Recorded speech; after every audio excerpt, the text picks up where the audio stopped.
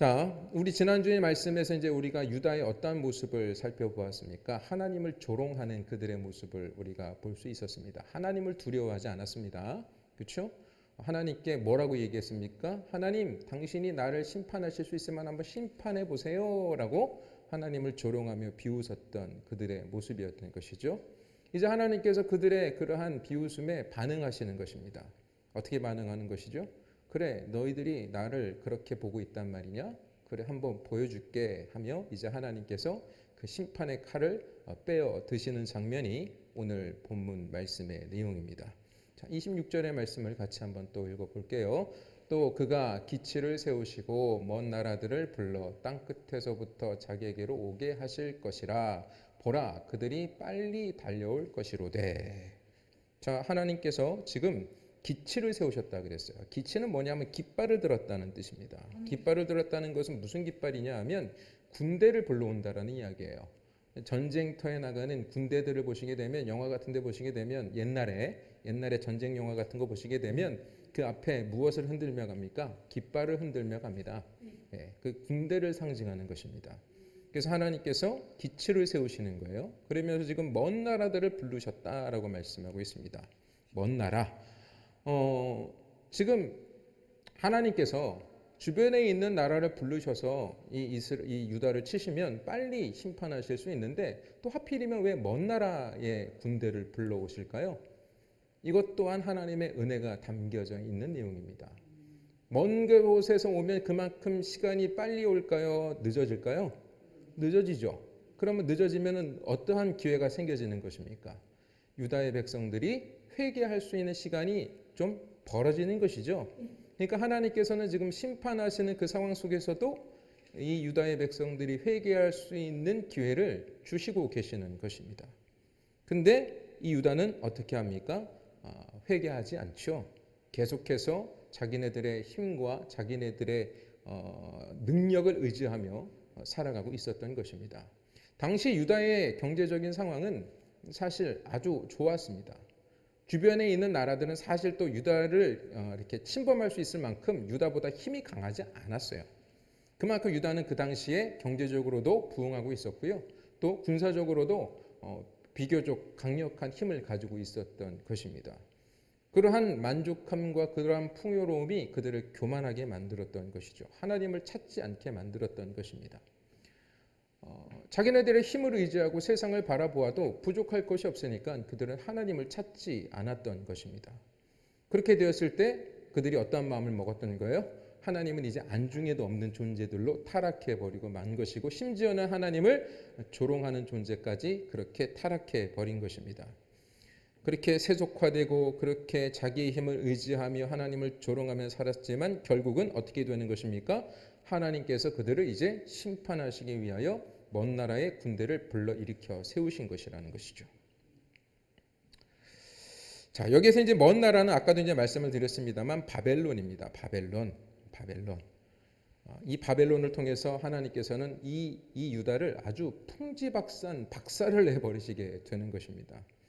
하나님을 비웃었지만 결국 이 유다는 어떻게 되는 것입니까? 심판을 당하게 되는데요. 하나님께서 이 유다를 그들이 좋아하는 세상을 통해서 심판하시는 것입니다. 역사를 보시게 되면 이 유다는요, 하나님을 의지하지 않고 주변에 있는 강대국에 이렇게 빌붙어서 그들의 힘을 의지하며 자기네들의 삶을 버텨나갔습니다. 하나님을 의지하지 않았어요. 세상을 의지했습니다. 자기네들이 힘이 있을 때에는 자기네들의 힘을 의지하고, 자기네들이 힘이 없을 때에는 주변에 있는 강대국의 힘을 의지하여 살았던 것이죠. 그랬더니 하나님께서 어떻게 심판하신다고요? 그들이 좋아했던 세상을 이용하셔서 하나님께서 사용하셔서 그들을 심판하신다는 것입니다. 여러분, 하나님의 백성은요, 눈치가 빨라야 됩니다. 세상에서 자기의 유익을 극대화하기 위한 눈치가 아니라, 이 세상에 어떠한 일이 일어날 때 그 어떠한 힘이 있는 나라들이 일어나서 어떠한 세력이 움직일 때마다 우리는 그 세력을 움직이고 있는 그 존재가 누구인지를 우리가 눈치를 채야 되는 거예요. 세상에 강력한 힘을 가진 어떠한 존재가 나를 억압하고 나를 누른다고 할 때 그 사람 앞에 그 존재에게, 그 세력에게 벌벌 떠는 존재가 아니라 그 세력을 주도하고 이끄시는 분이 있다라는 사실을 여러분들이 기억하셔야 됩니다. 누가 움직이시는 것이죠? 하나님이 움직이시는 것입니다. 근데요, 우리는 이러한 세상의 모습을 보고 눈에 보이는 세상에 덜벌벌 떠는 것이죠. 그게 하나님을 떠난 어리석은 백성들의 모습입니다. 하나님을 두려워하지 않고 그냥 세상에만 두려워하는 것입니다. 여러분, 지금 당장이라도 북한군이 쳐들어와서 우리 앞에 총칼을 겨누며 우리를 위협하면 그들 앞에 우리는 어떻게 될까요? 무서워 벌벌벌 떨겠죠. 그죠? 지금 당장에 이곳에 와가지고 총칼을 들이밀며 너 예수 믿을래 안 믿을래? 예수 믿으면 당장에 내가 죽여버릴 거야 했을 때, 여러분 십자가 밟고 가, 그럼 내가 살려줄게 했을 때 여러분 어떻게 하실 겁니까? 당장 여러분들에게 그러한 일이 일어나게 될 때 여러분 어떻게 반응하시겠어요? 상당수 우리의 모습은 그들의 위협과 그들이 겨누고 있는 총칼에 두려워서 우리는 그들이 두렵기 때문에 십자가를 짓밟고 가는 그러한 존재가 될 수 있을지도 모르겠습니다. 그렇죠? 그러니까 우리가 지금 세상에 더 두려워, 주님을 두려워하지 않고 세상에 벌벌 떨며 살아가고 있으면 우리는 그렇게 되는 거예요. 그런데 우리가 지금 하나님을 두려워하고 세상을 우리가 두려워하지 않고 살아가게 되면 그런 결정적인 순간이 올 때 우리는 하나님이 두렵기 때문에 하나님을 배신할 수 없는 것입니다. 무슨 말씀이 이해되십니까? 지금 내가 하나님을 두려워하지 않고 세상을 두려워하면 세상이 나에게 위협을 가했을 때 우리는 그 세상 앞에 무릎을 꿇을 수밖에 없다라는 것입니다. 내가 두려워하지 않는 하나님은 아주 쉽게 그냥 내팽개쳐 버릴 수 있다라는 것이죠. 그렇지 않습니까? 그러니까 지금 우리가 아주 사사로운 것에서부터 하나님을 배신하고 하나님을 버리고 세상의 것을 선택하고 세상의 것을 따라간다라면 아까도 말씀드린 것처럼 그러한 극한 상황이 나에게도 올 수도 있는데 그 상황에는 말할 것도 없겠죠. 지금 이렇게 가벼운 것들도, 가벼운 어떤 문제를 결정하는 것에 있어서도 하나님이 두렵지 않으니까 그냥 세상이 두려우니까 세상의 방식대로 세상의 가치대로 선택하고 나가는데, 그런 내 목숨이 왔다 갔다 하는 그런 극한 상황이 왔을 때에는 말할 것도 없다라는 이야기입니다. 그러니까 지금 우리는 어떤 모습으로 살아가야 하는 것이 마땅합니까? 지금부터 하나님을 두려워하며 살아가야 되는 거예요. 하나님을 경외하며 살아가야 되는 거예요. 하나님을 존경하며 살아가야 되는 것입니다. 하나님의 눈을 의식하며 살아가야 하는 것입니다. 그렇죠? 여러분, 지금 북한이 왜 못 쳐들어올 것 같습니까? 어떤 분들은 그래요. 미국이 도와주고 있기 때문에. 아니에요, 여러분. 하나님이 북한이 우리나라에 쳐들어오지 못하도록 붙잡고 계시는 것입니다. 왜냐하면 북한을 주도하시는 분도 하나님이시고 미국을 움직이시는 분도 하나님이시며 이 대한민국을 이끄시고 인도하시는 분도 하나님이신 것입니다. 그런데 우리가 정신 차리지 않으면 하나님께서 어떻게 해요? 바벨론을 사용하셔서 남유다를 치셨던 것처럼 하나님께서 이 대한민국은 물론이요, 이 시대의 교회들을 하나님께서 치실 수 있다는 것입니다. 저는 그래서요, 개인적으로 지금 이 코로나19가 또 만연하고 있죠. 다시 교회가 예배를 드리지 못하고 비대면 예배로 전환이 되고 그러면서 많은 분들이 정부가 교회를 핍박한다, 핍박하고 교회를 억압한다라는 식으로 말씀들을 하십니다. 근데요, 가만히 생각해 보십시오. 그들이 자의적으로 그렇게 움직이겠습니까? 그들이 그렇게 하는 것을 하나님께서 지금 허용하시는 것이겠습니까? 허용하시는 것입니다. 그럼 하나님께서 왜 그들을 통해서 교회를 억압하고 교회가 예배를 드리지 못하도록 그렇게 조치를 취하고 그러한 것들을 하실까요?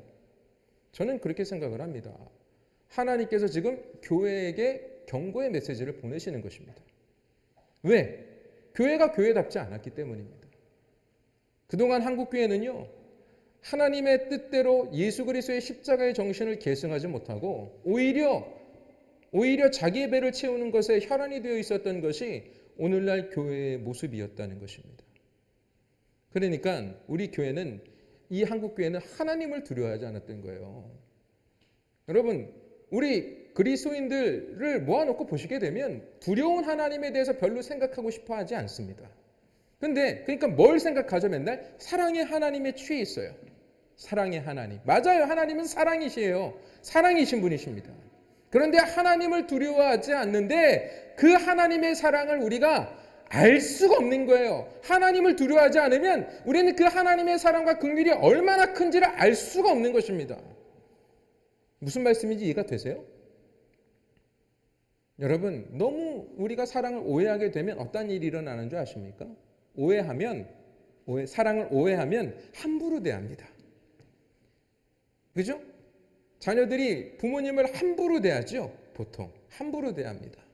왜 그래요? 사랑한다고 말하지요. 너무 편하니까. 그죠? 잘못된 것이죠. 함부로 대하면 됩니까? 안 됩니까? 안 되는 거예요. 존경하고 경외해야 되는 거예요. 부모를 두려워할 수 있어야 되는 것입니다. 그죠? 왜 두려워해야 됩니까? 부모를? 부모님은 나를 낳아주신 분이시고 부모님이 나를 키워주신 분이시기 때문에 내가 함부로 할 수 없는 분이죠. 물론 하나님이 주관하시고 이끄셨지만 어찌됐건 육신의 부모가 아니었으면 나는 이 세상에 있을 수 없는 것이고, 내가 어렸을 때 그분의 보호를 받지 않았으면 나는 살아남을 수 없었던 것이죠. 그거 하나만으로도 우리는 부모님을 뭐 해야 됩니까? 경외하고 두려워할 수 있어야 되는 것입니다. 두렵다라는 게 무슨 얘기냐면 공포에 떠는 걸 말하는 게 아니에요. 저분을 보고 어머 무서워 이게 아니란 말입니다. 내가 함부로 할 수 없는 분이라는 것이죠.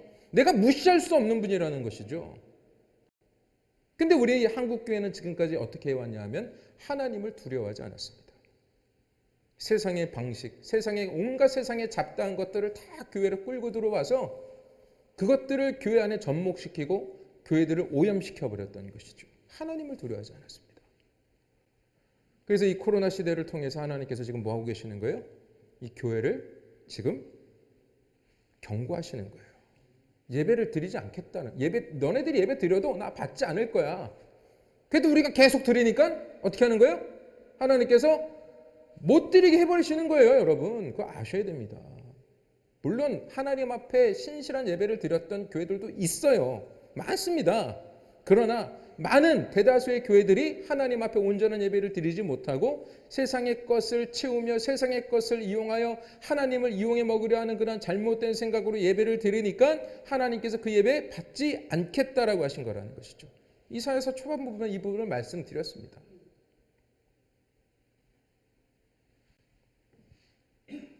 그러니까 지금 이 교회가 잘못하고 있기 때문에 많은 세상 사람들이 지금 뭘 하고 있는 거예요? 피해를 보고 있는 거예요, 여러분. 물론 세상 사람들도 이 세상은 하나님의 심판을 받게 될 것입니다. 그러나 그때 그 심판의 때가 아니라 지금은 심판의 때가 아닌데 이 교회 때문에 그들이 지금 뭘 하고 있는 거예요? 고생을 하고 있는 거예요. 그러니까 우리가 뭘 해야 됩니까? 이 교회가 어떻게 해야 됩니까? 지금 예배드리지 못한다고 막 무슨 시위를 하고 그럴 때가 아니라는 것이죠. 회개할 때라는 것입니다. 저부터 회개해야 되고 우리 옹골 모자이크 교회부터 회개하는 그런 마음이 불같이 일어나기를 주님의 이름으로 축원드립니다. 주님을 두려워하는 마음을 두려워하지 않았던 마음을 회개해야 되는 거예요, 여러분. 지금 우리가 회개할 것은 그것입니다. 하나님의 이름을 망령되이 일컫고 하나님을 우습게 여기며 하나님의 심판, 아이고 그런 게 오겠어 하며 실상 우리가 그렇게 살아왔던 거 아닙니까? 예수가 다시 온다고? 아유 언제 와? 아직 안 왔으면 좋겠다. 그냥 내가 세상에서 이렇게 잘 먹고 잘 살고 편하게 살고 있는데 왜 괜히 와가지고 내가 잘 살고 행복하게 사는 나의 삶을 빼앗아가? 이렇게 생각하며 주님의 재림을 생각하고 있지는 않았습니까? 교회가 세상의 본이 되어야 되는데 교회가 세상의 본이 되지 않는 것이 옛 추억이 되어버렸어요. 세상의 법정에서는 이게 유죄라고 판결이 되는 것들이 교회 안에서는 무죄가 되어버립니다. 참 개탄스러운 일입니다. 교회 모임들인 총회나 노회에서 거기 안에도 법정이 있어요. 거기에서도 목사님들이 잘못하면 교회법으로 치리를 하게 되는데요. 정말로 사회적으로 무리를 일으킨 그 범죄를 저지르게 되었을 때 사회법에서는 징역형을 내리고 그것을 징계를 내리는데 교회들이 모여서 어떠한 법정을 구성해서 그 결과를 내게 되면 무죄가 되어버립니다. 그러면서 뭘 갖다 붙이죠? 거기다가 하나님의 사랑, 하나님의 긍휼이라는 것으로 인하여서 용서라는 말을 사용합니다. 맞습니다. 하나님은 용서하시는 분이십니다. 그러나 분명한 것을 들으셔야 됩니다. 하나님은 그냥 용서하시지 않아요. 우리가 죄를 짓게 되면 그 죄에 대한 응당한 대가는 치르게 하십니다. 무슨 말씀인지 아시겠어요? 그냥 너 잘못했어? 그래 용서해 줄게. 그냥 너 넘어가. 이게 아니에요. 우리가 영원한 사망, 지옥불에 던져지지는 않겠지만 용서를 하신다는 건 무슨 얘기냐 하면 하나님의 반드시 징계가 따르게 되어 있다는 것입니다. 근데 그거를 지금 뭘 하고 있어요? 하나님은 사랑이니까 우리가 죄를 져도 그 죄라는 것을 그냥 덮어버리려고 그러는 것이죠. 아닙니다. 하나님은 그 죄에 대해서 반드시 대가를 치르게 하십니다. 그러나 우리의 영원한 생명을 빼앗아가지는 않으시는 것이죠. 지옥불에 우리를 넘겨주시는 것은 아니시죠. 그러나 반드시 그 죄를 깨닫고 그 죄로부터 돌이킬 수 있도록 우리를 인도하신다는 것입니다. 죄를 지으니까 벌을 준다는 말씀이 아니에요. 죄를 지으니까 다시는 그 죄를 사랑할 수 없도록 그 죄를 붙들고 살아가지 않도록 하기 위하여 하나님께서는 우리에게 사랑의 징계를, 사랑의 매를 드시는 것이란 말입니다.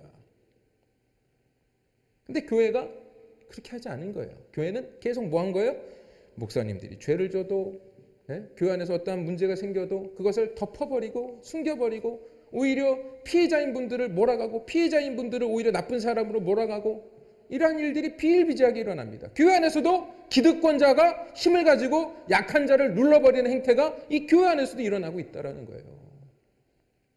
그러니 하나님께서 이 교회를 그냥 가만히 보고 계실 리가 있겠습니까? 뭐하고 계시는 거예요? 지금 하나님께서 이 교회들이 다시금 회개하고 일어나기를 원하시는 것입니다. 우리 옹굴 모자이크 교회도 다시금 회개하고 일어나야 되는 거예요. 우리가 이 땅에서 부정적인 일을 행하며 살아왔던 것들이 조금이라도 있다면 그것이 기억나도록 주님 앞에 기도하고 그것을 회개하는 마음이 우리 안에 일어나야 되는 것입니다.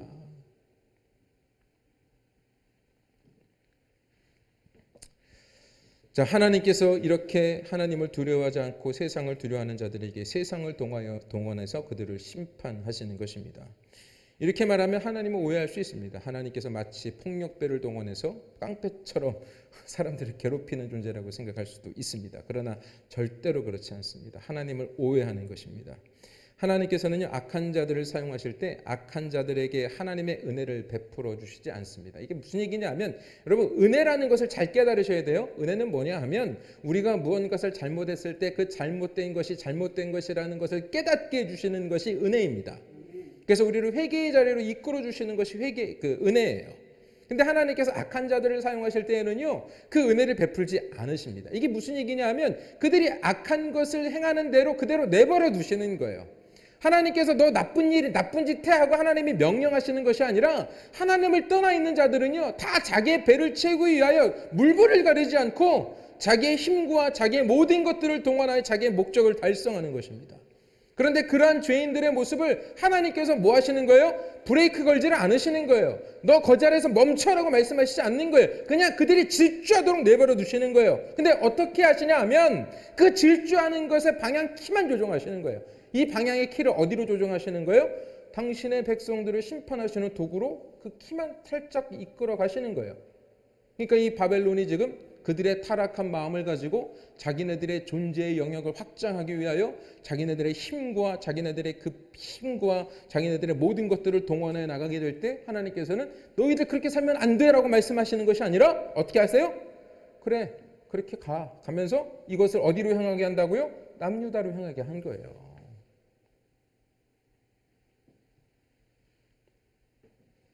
그러니까 하나님께서 그들을 그렇게 만드신 게 아니란 말입니다. 하나님의 은혜가 없는 자들, 하나님을 떠나 있는, 애초부터 우리도 다 하나님을 떠나 있었다 그랬죠?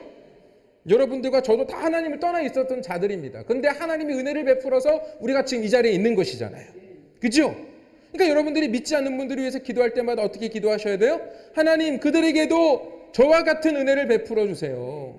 하나님을 떠나 있는 존재, 이 하나님을 떠나 있는 것이 사망이라는 것을 깨닫게 해주세요. 내 아들이, 내 자녀가, 내 남편이, 내 아내가 그러한 존재가 되게 해주세요.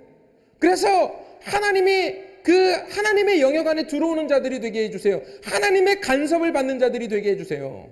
그들의 악행을 통하여 하나님의 백성을 이용하는데 그냥 그렇게 이용해지고 지옥불로 던져지는 그런 미천한 존재들이 되지 않게 해주세요라고 기도하셔야 되는 것입니다.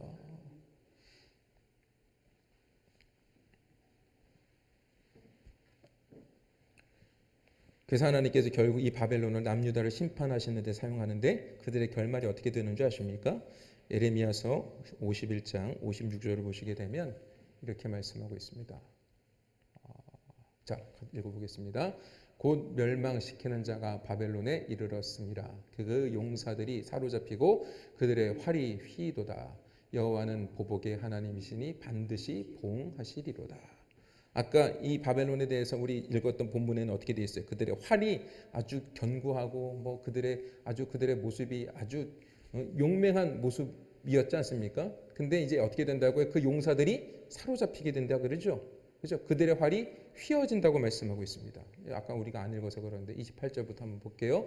그들의 화살은 날카롭고 모든 활은 당겨졌으며 그들의 말굽은 부싯돌 같고 병거 박히는 회오리 바람 같을 것이며 그들의 부르짖음은 암사자 같을 것이요 그들의 소리지름은 어린 사자들과 같을 것이라. 그들이 부르짖으며 먹이를 움켜 가져가 버려도 건질 자가 없으리로다. 이랬던 존재들입니다. 그죠? 바벨론이라는 존재가. 그런데 어떻게 됐다고요? 하나님께서 하나님께서 그들을 심판하시게 될 때 어떤 일이 일어난다고요? 지금 아까 읽었던 것처럼 자, 멸망시키는 자가 누굽니까? 하나님이십니다. 하나님께서 바벨론에게 이르렀을 때에 어떻게 돼요? 그 용사들이 사로잡히게 되는 것이고 그들의 활이 꺾이게 되는 것입니다. 그러니까 하나님께서는 악한 자들의 악행을 내버려 두시고 그렇게 하나님께서 사용하시다가 결국 그들의 악행에 대해 하나님이 어떻게 하신다는 거예요? 심판하시는 거예요. 그러니까 이 바벨론이나 남유다나 그죠? 다 어떤 존재들이었던 거예요? 하나님을 조롱하는 자들, 하나님을 두려워하지 않은 자들, 세상의 배를 채우기 위하여 혈안이 되어 살아갔던 자들, 그들은 다 어떻게 된다는 것입니까? 서로가 서로에게 심판자가 되어 그렇게 멸망하게 되는 거예요. 그러니까 이게 뭐예요? 그러니까 서로 지지고 볶고 하다가 뭐예요? 다 같이 죽는 것입니다. 이게 이 세상 티끌과 같은 죄악된 존재들의 결말이에요. 그렇잖아요. 여러분 이 사회를 한번 잘 보세요. 이 사회가 어떤 사회입니까? 서로 지지고 볶고 서로 상대방의 머리를 짓밟고 올라가서 내가 높은 데 갈 거야. 내가 더 좋은 자리 차지할 거야. 그렇죠? 그러니까 다 자기밖에 모르는 거예요. 남이 어떻게 되든지 상관없는 거예요. 나만 살면 다른 사람들은 그냥 그 사람의 머리를 짓밟고 내가 살 수만 있다면 아주 쉽게 그 사람들의 머리를 짓밟고 올라갈 수 있는 것이 오늘날 하나님을 떠난 죄인들의 모습이라는 것이죠. 근데 하나님을 믿는다고 하는 사람들이 그러한 가치관을 가지고 살아간다면 그게 하나님에게 기쁨이 될 수 있겠습니까? 기쁨이 될 수 없는 것이죠. 그러니까 하나님께서 지금 이 교회를 뭐 하시는 거예요? 치시는 것입니다.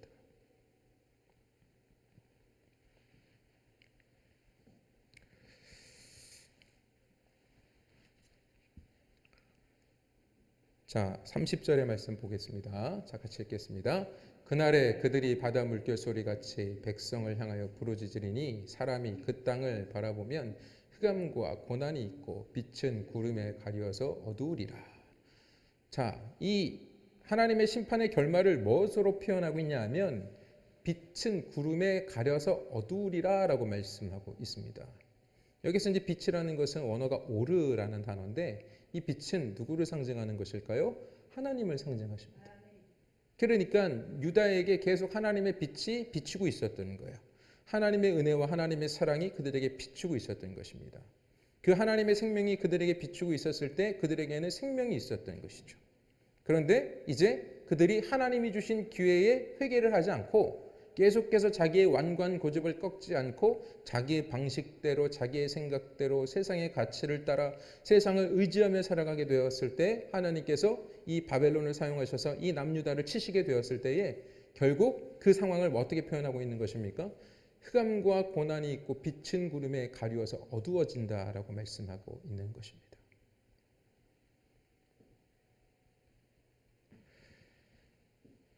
그러므로 반드시 기억하셔야 됩니다. 하나님의 은혜가 이 세상에서 영원히 부어지는 것이 아니라는 사실을 기억하셔야 됩니다. 우리가 지금 그렇게 착각하면 살아요. 하나님께서 나에게 영원히 기회를 주실 거라고 생각하는 것입니다. 아니면 그 기회조차도 생각하지 않고 살아가는 사람들도 있지요. 그렇죠? 하나님의 때가 되면 하나님께서 은혜를 거두어 가십니다. 회개할 수 있는 기회를 더 이상 주지 않으신다는 거예요. 우리가 전에도 한번 언급을 드렸습니다만 창세기에 노아의 방주에 문이 닫히게 되었죠. 많은 사람들이 이 산 꼭대기에다가 배를 짓고 있는 노아를 미친 사람이라고 조롱했습니다. 하나님의 말씀을 듣고 살아가는 하나님의 사람을 뭐라고 얘기했다고요? 조롱했어요. 그때도 노아가 무엇을 선포했습니까? 하나님의 심판을 선포했습니다. 하나님께서 심판을 내리실 것이라는 계속 그 말씀을 선포했을 때에 그 당시에 그 사람들은 노아를 어떻게 생각했어요? 미친 사람 취급했습니다. 조롱했습니다. 노아를 조롱한 것은 누구를 조롱한 것입니까? 하나님의 심판이 있을 것이라는 그 하나님의 말씀을 조롱했던 그 존재들은 결국 하나님을 조롱한 거예요. 노아를 조롱한 게 아닙니다. 그런데 그 기회가 있었죠. 노아가 배를 짓는데 엄청난 오랜 시간이 걸렸습니다. 그죠? 그러면 그 시간이 다 뭐였던 거죠? 회개할 수 있는 기간이었어요. 근데 성경의 기록에 보면 그 엄청난 시간을 주었음에도 불구하고 회개하여 돌아온 사람이 있었습니까? 없었습니까? 없었어요. 없었습니다. 근데 갑자기 막 비가 쏟아지죠. 그죠? 비가 쏟아지고 물이 차오르게 되었을 때 사람들이 어떻게 했어요? 그 배에 들어가고자 했지만 그때는 이미 방주의 문이 닫혀 있었다라는 거예요. 여러분, 지금은 방주의 문이 열려 있는 시대입니다. 회개할 기회를 지금 주고 계시는 것이죠. 근데 우리는 이 방주의 문이 닫힐 것이라는 것에 대해서 생각도 못하고 거기에 들어갈 생각조차도 안 하는 것이죠. 아직 열려 있으니까 들어가야지, 조금 이따 들어가야지, 이 정도만 생각해도 그나마 다행인데 아예 들어갈 생각을 안 하고 살아가는 것이 우리의 문제라는 것입니다. 들어도 무시해버리는 것이죠. 목사가 앞에서 하나님의 말씀에 순종하지 않고 계속해서 세상의 방식을 따라가면 큰일 납니다. 하나님 앞에 심판받습니다라는 말씀을 계속 들어도 그것이 여러분들의 마음속에 두려움으로 와야 되는데 그게 실제로는 두려운 게 아니에요. 안 두렵단 말입니다. 우리가. 그럼 그게 무슨 상황이냐면 심각한 상황인 거예요. 여러분들의 심령, 여러분들의 영혼이 지금 굉장히 병들어 있다라는 이야기입니다. 예? 이런 말씀을 들으면 두려워야 되는데 두렵지가 않은 거예요. 그죠? 별로 안 두렵죠. 지금도 이런 말씀 들어도. 두려우면 반응으로 일어나야 됩니다. 내가 이렇게 살면 안 되겠구나라는 마음이 지금 결단으로 일어나야 돼요. 내가 지금까지 살아왔던 삶의 방식을 바꿔야 되겠구나라는 마음이 최소한 들어야 돼요. 하지 않더라도 그런 마음이 들어와야 돼요. 내 마음속에 일어나야 돼요. 하지 않더라도 내 양심의 반응이 일어나서 내 행동을 유발할 수 있는 어떤 그 마음의 결단이 일단은 일어나야 되는 것입니다. 그런데 별로 와닿지가 않는 것이 왜? 안 두렵거든, 안 무섭거든. 여러분 그런 거 있지 않습니까? 뭐 놀이동산 같은 데 가면 무서운 거 이렇게 타는 거 있어요. 막 높은 데서 떨어지고 이러는 거. 그죠? 그러면 그거 무서우면 탑니까? 안 탑니까? 안 타죠. 그죠? 안 탑니다. 그거 탈 수 있는 사람은 어떤 사람이 탑니까? 안 무서운 사람이 타는 겁니다. 그죠? 그러니까 그런 반응이 일어나는, 무서우면 안 해야 되는 거예요. 그죠? 하나님께서 하지 말라는 것을, 하나님이 싫어하는 것을 안 해야 되는 거예요. 하나님이 두려우면. 근데 우리는 뭐 하고 있어요 지금? 하잖아요. 앞에서 이렇게 잘난 척하며 떠들고 있지만 저도 똑같아요. 예? 똑같습니다. 하잖아요. 그게 다 뭐예요? 하나님을 두려워하지 않는 거예요. 그러니까 그걸 뭐 해야 된다고요? 지금 우리가 회개해야 되는 거예요. 문을 닫아보시면 하나님께서 그 은혜의 빛을 거두어 가시게 되면 그때는 후회도 소용이 없는 거예요. 돌이킬 수가 없는 것입니다. 기회는 더 이상 주어지지 않는 것입니다. 그래서 하나님께서 그 심판의 때에 심판받는 자들에게 이렇게 말씀하시는 거예요. 자, 시편 말씀입니다. 시편 50편의 말씀. 자, 같이 읽어보겠습니다. 자, 시작. 내가 이 일을 행하여도 내가 잠잠하였더니 내가 나를 너와 같은 줄로 생각하였도다. 그러나 내가 너를 책망하여 내 죄를 내 눈앞에 낱낱이 드러내리라 하시는도다. 지금 하나님께서 뭐라고 말씀하시냐면 내가 너희들이 그렇게 까불어도 내가 너희들에게 잠잠했더니 너희들은 나를 너희들 수준으로 생각하는구나 라고 말씀하시는 거예요. 우리가 하나님을 우리 수준으로 생각한다는 것이죠. 우리 수준으로 생각하면 그나마 다행입니다. 사실 어떻게 보면. 그죠? 왜냐하면 우리는 옆에 있는 분들을 존재하고 있다고 믿잖아요. 우리 권사님 계시고 우리 집사님들 계시고 보고 믿잖아요. 옆에 계시는 분. 그래서 이분들을 우리가 어떻게 합니까? 서로 좀 의식하잖아요.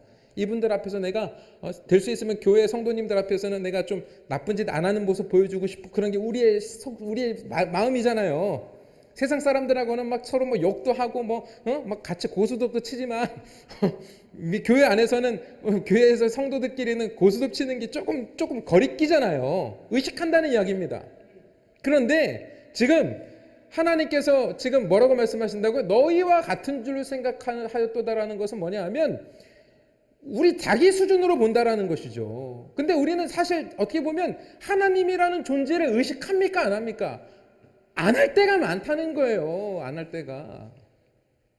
하나님은 늘 우리와 함께하고 계시는데 하나님은 늘 우리와 함께하고 계시는데 늘 우리를 독수의 눈동자와 같이 감찰하고 계시는데 늘 우리에게 말씀하고 계시는데 우리는 그분을 없는 분 취급할 때가 많다라는 것이죠. 그래서 하나님께서 이렇게 말씀하시는 거예요. 그러나 내가 너를 책망하여 내 죄를 내 눈앞에 낱낱이 드러낼 것이다. 너희들이 나를 없는 사람 취급하고 너희들 수준으로 전락시켜서 나를 무시하고 조롱하지만 결국 내가 너를 책망하여 너희의 죄를 내 눈앞에 낱낱이 드러낼 것이다 라고 말씀하고 계시는 거예요. 여러분, 하나님은 무서운 하나님이십니다. 그러나 무서운 하나님이시지만 하나님의 백성에 대해서는 한없는 사랑을 베푸시는 분이 우리 하나님이십니다. 그래서 하나님은 여러분들을 어떻게 여기를 원하실까요? 하나님께서 지금 여러분들에게 이러한 말씀을 주시는 것은 나 무서우니까 너희들 그냥 나한테 그냥 납작 엎드려서 그냥 내가 그냥 막 종처럼 부릴 테니까 너희들은 그냥 내 말만 들어 이렇게 하시는 것이라고 생각하십니까? 그거 아니에요, 여러분. 오히려 마귀가 지금 여러분 우리에게 그렇게 하고 있는 거예요. 마귀가 우리 마음대로 사는 것처럼 육의 것들로 우리를 유혹해서 계속 우리가 육을 따라 살아가고 있으니까 나라는 존재가 육으로 살아가고 있으니까 그 육의 것으로 유혹하는 마귀의 유혹을 따라 살아가는 것이 자유라고 생각을 하죠. 그죠? 그러나 실상은 그것이 우리를 어디로 인도하는 것이라고요? 지옥으로, 사망으로 인도하는 거예요. 그러니까 예수님을 믿는 사람들은 눈치가 빨라야 돼요, 여러분. 내가 지금 하나님의 인도함을 따라 살아가느냐 마귀의 인도함을 따라 살아가느냐를 눈치를 채셔야 됩니다. 내 육이 기쁘고 즐겁다고 하여 룰루랄라 하면서 살아가는 것은 뭐 하는 거예요 그거? 정신 팔리는 거예요. 정신 똑바로 차리셔야 됩니다.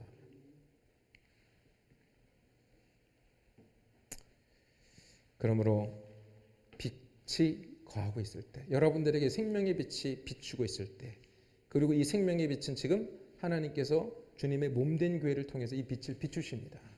그 빛이 무엇이에요? 예수님이시고 예수님이 우리에게 말씀하여 주신 말씀인 것이며 그분의 생각인 것이며 그분의 마음인 것입니다. 그 빛으로 들어오시기를 바랍니다.